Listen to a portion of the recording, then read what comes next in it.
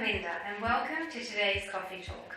Today we're going to be discussing binge eating and how sugar addictions can lead to binging. Now, I'm sure that there's been a lot of you who have been on crash diets where you have been good all day long, you've eaten perfectly, and then at night in front of the TV those cravings start. And you want to go to the fridge, you want to get out your chocolates, you want to get out your crisps, whatever your favourites are. And when you start with one little nibble, then it usually turns into an avalanche of just stuff in your face. So that is obviously going to sabotage any clean eating program, any diet. So you want to avoid that as much as possible.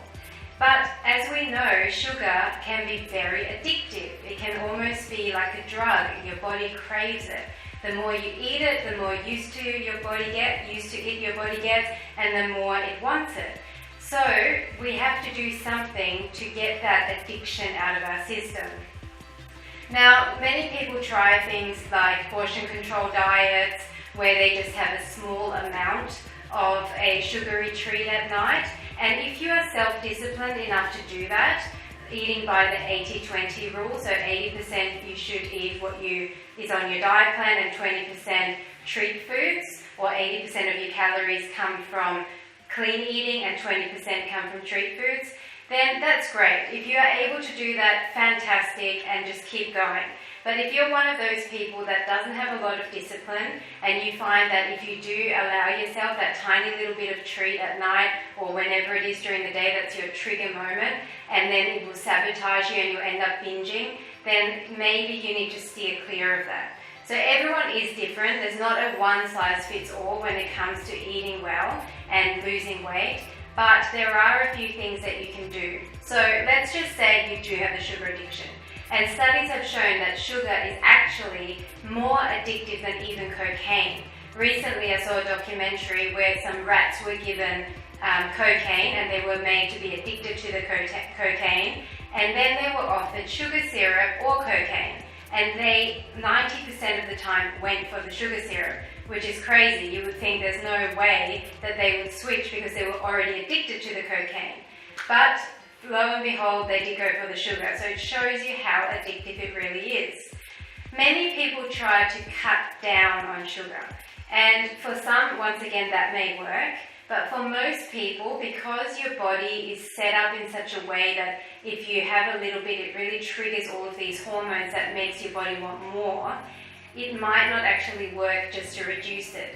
You might have to go on a detox of sugar altogether. That may sound like a horror story, but interestingly enough, some people have seen that even up to 3 days after stopping sugar or just detoxing from sugar, they already notice a big difference in their cravings reducing. So you don't have to go a whole 6 months or 1 month even without eating any sugar. You don't have to go that extreme. You can just cut it out for a short period of time, maybe a week, and you will notice your taste buds changing. Now, one big myth is when you're trying to lose weight that you should go for low-fat foods. It sounds right, doesn't it, that the calories are cut in half and you can eat more without having all those extra calories. But the problem is that a lot of low-fat foods are packed with sugar, and the sugar is then what triggers those addictions, which causes you to binge. Now, having said that, there are some low-fat foods which are not high in sugar, so I won't kind of put a blanket statement across the board, but a lot of them are. So that's where you really need to start reading labels so that you know how much sugar you're taking in. Another big problem with low-fat items or even diet foods is that they use artificial sweeteners. Now, with artificial sweeteners, your body actually thinks, oh great, I'm getting sugar, which means that it's getting a certain amount of calories. But because those artificially sweetened foods don't give you the calories that your body is expecting, it then causes you to crave more food to get those calories. So it's a vicious circle of eating less calorie foods because you think, I'm on a diet, that's what I should be doing, but that then causes your body to trigger hormones that cause you to binge. So you really have to be careful. You're better off eating a small amount of a full fat food that has less sugar and just watching your calories by portion control than eating larger amounts of these empty calories that are in the diet packaged foods. You also have to be very careful about hidden sugars in even savory foods. You wouldn't believe how much sugar is hidden in things like pasta sauces, condiments, even bread. All of these items, which are more processed, generally are packed with sugar. Tomato soup, for example, has up to 7 teaspoons of sugar per can, which is crazy. Obvious things are like soft drinks or processed foods like biscuits. You wouldn't believe how much is in even healthy processed foods. Breakfast cereals have enough sugar for your whole daily intake. So all of these hidden sugars in so-called health foods or diet foods can also contribute to that binging cycle because you aren't eating all those empty calories. Your body requires a certain amount of nutrients. So when you're eating processed foods, then you're not getting the nutrients you're needing, and your body will continue to crave food to make up for that malnutrition, that deficit in nutrients. It's said to be, Australia and America are said to be the largest population of overweight malnutrition people or obese malnutrition people. They're obese because they're eating a huge quantity of food, a huge quantity of calories, but they are also not getting all of the vitamins and nutrients that their body needs. So they are actually in deficit and they're malnourished of those vitamins and minerals.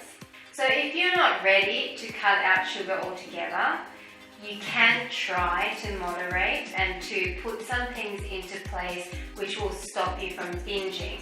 So it's the binge eating behavior that's the really damaging part of that clean eating, dieting, binging cycle. So what can you do? Number one, don't have the junk food in the house. I know it sounds harsh, and I know most people will say, oh, but I need it for when I have guests, or I need it for the kids, or whatever it is. Just don't have it in the house. If you're trying to lose some weight and you're trying to eat clean, you need to find some healthy alternatives. And people will understand. Most of the time, that excuse of I'm just keeping it for guests or I'm just keeping it for the kids is really not a very good excuse at all. We know that we can go to the shop and buy something. It's 2 seconds away. We're usually near shops. Buy it when you need it. Don't keep it in the house. Secondly, find alternatives. Number one, find alternatives to food. You don't have to eat every time the impulse comes, every time the craving comes. Do something to distract yourself. Whether it be getting on the phone to a close friend, whether it is doing something with your hands, maybe you like craft, maybe you like gardening, whatever it is, try doing something. Maybe even put on a workout video. Distract yourself somehow. Doing something with your brain really helps. So maybe if you're reading or if you're doing Sudoku or playing some sort of computer game, it will get your mind off what your cravings are. But if that still doesn't work, then you've heard the saying, go and have a glass of water. Because if you're really not hungry but you're thirsty, then those signals will be similar. So have some water, maybe even have some fizzy water with lemon in it. That fills you up because of the bubbles, and it will hopefully fill that gap. And if you are thirsty, it will help your body to rehydrate and you might stop those cravings. Another trick which I read about is that you can go and smell something that is a non-food item. So say you smell some flowers in the garden, or you smell some coffee beans. I know that's a food item, but it's slightly different. Or you might smell a scented candle. Something that's fresh, that gives your senses something to think about or smell about. And hopefully it will take your mind off and it will just trigger some other hormones in your body that will stop those cravings. So if none of that works and you just want to eat some food, then at least minimize the damage. Why not do something like make a big salad or make some roasted vegetables? Or if you really want something sweet, have some fruit with yogurt, or maybe some oatmeal and put some berries in there. Try to eat something healthy first. If your stomach is full, you're less likely wanting to eat the junk. So eat what you should before what you would. even if you don't really feel like eating a salad, just the fact that you're sitting there preparing it and then eating it all and feeling your body will trigger certain hormones in your body to maybe counteract those chocolate cravings or those treat food cravings.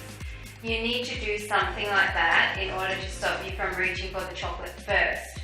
If those cravings are just unbearable and you can't even get yourself to make something healthy first, then just have one little tiny square of chocolate if that's what you're craving, or maybe get a tiny little bowl of crisps and sit down and enjoy them. Don't just mindlessly eat in front of the TV.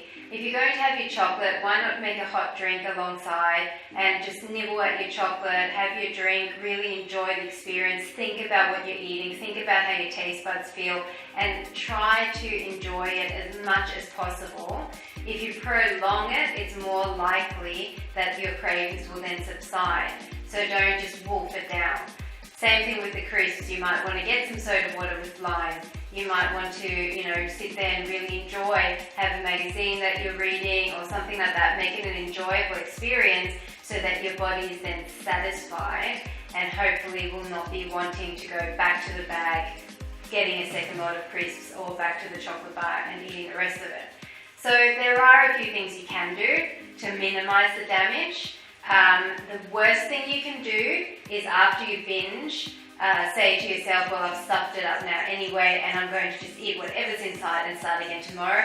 Don't do that. By the time you eat more and more and more for the rest of the day, you would be piling on all those extra calories that you don't necessarily burn off in your next workout. So just think of making a fresh start there and then.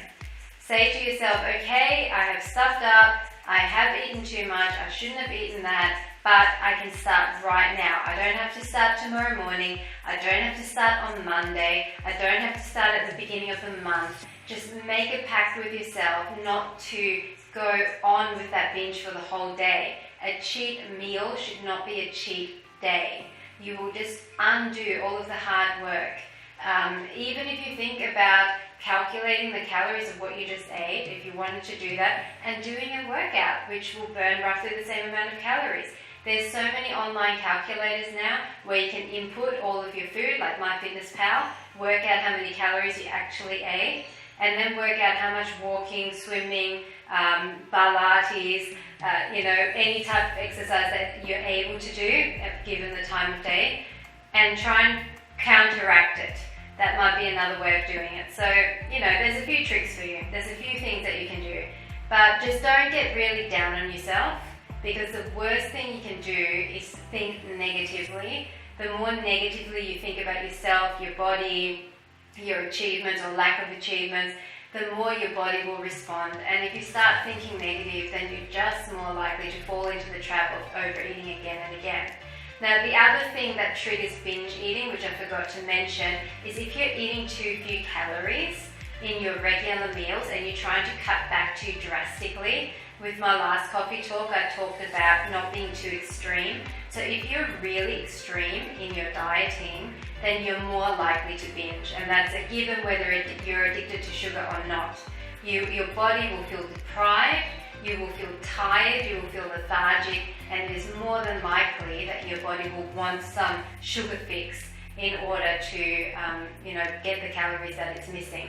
So because our bodies are such efficient machines and they are so able to just get every last bit of nutrient, every last bit of fat that they think they need to store, then you're going to be really doing yourself a disfavor if you are eating too low calories, because later on in the day you're more than likely going to get cravings, and sometimes they can be overwhelming and they can undo all that eating. So try and find a balanced, healthy way of eating, not necessarily a diet, but just something that works for you. If you need to start off with counting calories or portion control or whatever to get you into a good routine, then start off like that. But after a while, you'll know what you're supposed to eat, and you'll know how your body responds when you're eating healthy food as opposed to processed food, when you're eating healthy quantities as opposed to small, tiny meals which just leave you unsatisfied. So there are ways to combat about binge eating, it's trial and error most of the time. I do highly recommend that you cut out as many processed foods as possible from your diet. Cut out sugar for a week, 2 weeks, just to see what happens to your cravings. If they are completely gone, and then next time you reach for some chocolate or a soft drink or whatever it is, and you find that it's overly sweet, then you've won a victory. It doesn't mean that you can't ever eat sugar again. Of course you can still have your treat every now and then, but it will just mean that your taste buds will be able to acclimatize and you'll be craving healthier foods first. And the sugary foods, every now and then, it's not going to be an issue for you because they'll almost seem oversweet and you won't want to eat them all the time.